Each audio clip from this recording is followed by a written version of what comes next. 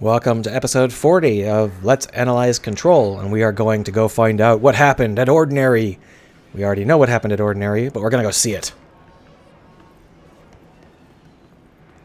I think that really effectively will just mean more fighting. I think that it's worth taking a note about security zones. You can see how this security zone is very, very low security. There's no way to prevent people from walking around the side other than having a dude here telling people to go through the metal detector. This stands in contrast to some of the more heavily armored areas where you couldn't get through without going through the metal detector. Obviously, there are still these shutters, which are really great at stopping people if you need to stop them. But in terms of actual security checks, it's interesting how you can kind of split it up. You can have it be as aggressive as you want. You're listening to America Overnight, celebrating 29 years, shining a light. So the first time there was one of these, I skipped it. I'm going to skip this one too. There's a lot of hissing around here. It sounds like it might be one of the architectural elements rather than a person.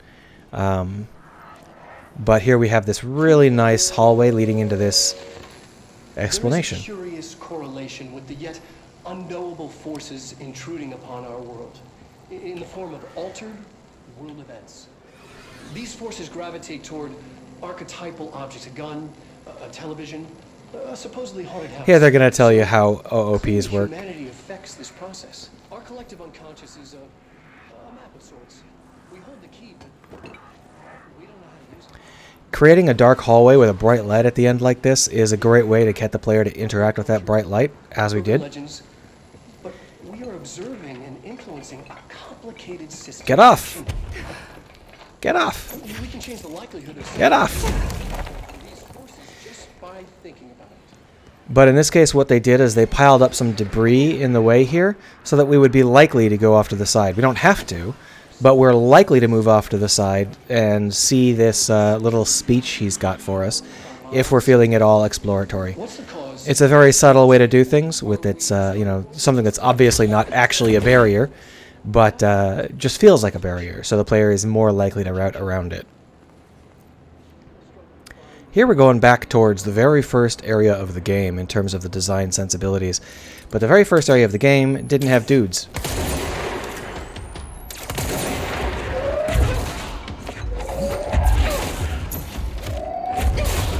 These dudes are much weaker than the ones we fought before.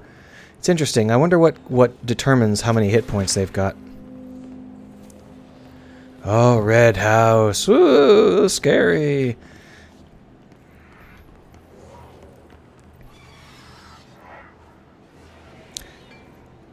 I'm trying to figure out what these are. I guess they're probably supposed to be recording devices, but they look like seismometers. What do you call them? Seismometers? Earthquake meters. Annual evaluation of Dylan Faden, formerly P6, performed by Dr. Carl Levon. The questions asked here correspond to the fifth iteration of the gunner's psychological assessment. Are you ready, Dylan? Let's begin then. In a single word, describe the world around you. Where's Casper? It's interesting how much more we learn about Dylan from these pre-recorded tapes than from Dylan. We can actually talk to Dylan, but we don't learn anything about Dylan except that he's wacky insane, which is not Tell Darling it wasn't terribly my fault. interesting. I couldn't control it yet, but I can now. I learned. Will you tell him?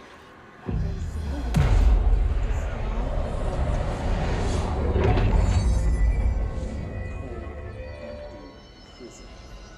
Not even a poster on the wall.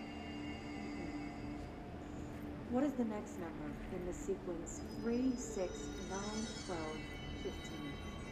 18.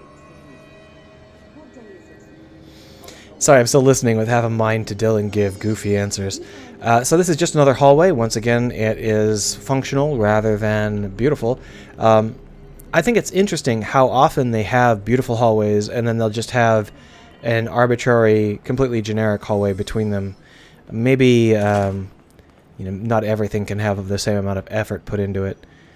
and you don't even want it to, because if you have the same thing, same amount of effort everywhere, the player won't know how to distinguish it. This is fun. I don't know if you can see this on YouTube, but there is tape around these. They've wrapped plastic tape around them to keep them from opening. This area has been closed off. It has been shuttered. We can see these beautiful papers on the floor, and once again, if you're spilling white papers on the floor has to be a dark floor, and that's what's happened here. The whole idea here is that they're telling us that they're done investigating Ordinary. Everything is shuttered, everything is turned off and powered down. Let's see what they have on Ordinary. So we're going into the past here in a very literal sense. We're going into the past both of our own past and the past of Here, our home, Ordinary, our and the past of school, the woods, the dump. sorry, I can't think while someone's talking. We're going into our own past, but we're also going into the past of the Bureau. Both of us have looked at Ordinary in the past and then moved on. And we are now going to look at this diorama of Ordinary.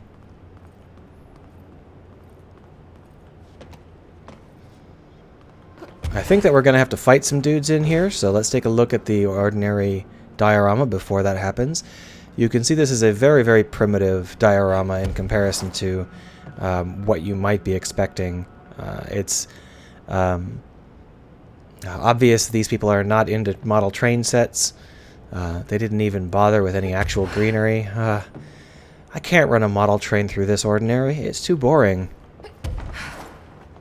But when it comes to representing the town as a figment, as something of a concept instead of a real object, this is pretty good.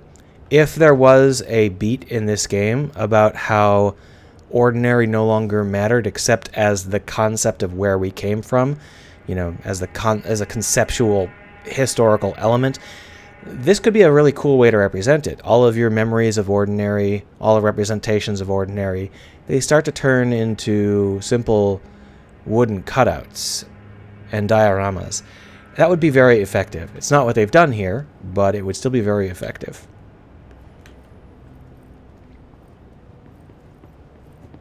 Grab some loot. Grab some loot. In this case, the loot actually detracts from Ordinary, because we're supposed to be focused on this bizarre diorama, but we're instead looking for loot. Also, there doesn't appear to be any point to the diorama. That is to say, it's not leading us anywhere. When we enter into this diorama, we're not saying, oh, there is one particular place that we should be trying to head to. The only building that's special is this red one right here, and that's right at the beginning of the diorama. It's not off at the end or anything like that. So it feels a little bit directionless, which can work if the idea is to explore the area, like Goggalore. But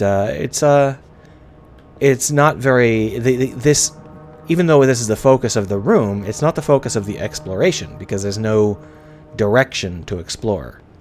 Instead, we're supposed to be piped down here after a fight.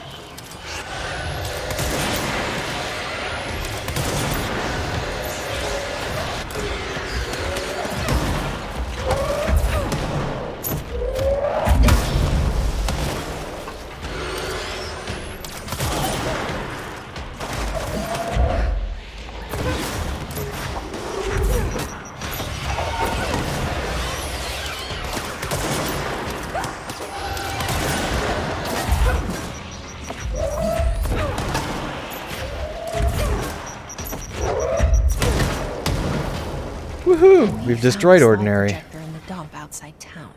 Did they recreate that too? The dump Is outside that where town? they keep it? You mean right here? Who can tell? So you can see how it says stage 1, so presumably this is the dump outside town. But it's hard to tell. It's hard to get into this diorama, because as I said, there's no leading elements. It would be interesting if there were some kind of indications, like we could have like little pretend corpses or something showing the various locations of the events, stuff like that. Anyway, what I was going to say is that this is the way forward, but it's a way forward that you can't really see when you enter into the room. It's off to the They say side. when you visit your childhood home, everything feels small. Like a miniature, not real. They got that right. On the nose there.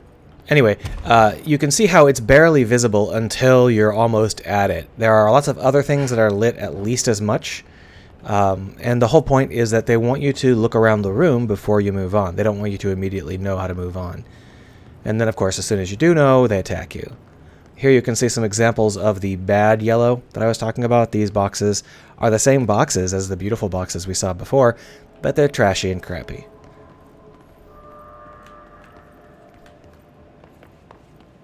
And that's all I gotta say about that. So it's been 10 minutes. We should probably stop here. I'll go on for a little bit longer. You mentioned a poem last time we talked. Because there was some fighting here. By Thomas Zane? It's all roped off plastic. Beyond the shadow you settle for. This is more of our psychiatrist talking at length about our history and trying to convince us that we didn't go through anything, that ordinary was just ordinary, and our own experiences there were just some kind of hallucination caused by trauma, and so on and so forth. We're exploring these shuttered offices. I think this is a really cool way to do it. The idea that these have been closed down, and we're exploring through an area where not even the bureau bothers to go anymore. It's just completely shut down, shuttered. Why we would think there would be a major object of power back here in this location, I'm not sure. It's one of those situations where you have to kind of just take it on faith that the game is taking you in the right direction, as always. Anyway, we'll go through these doors in the next episode.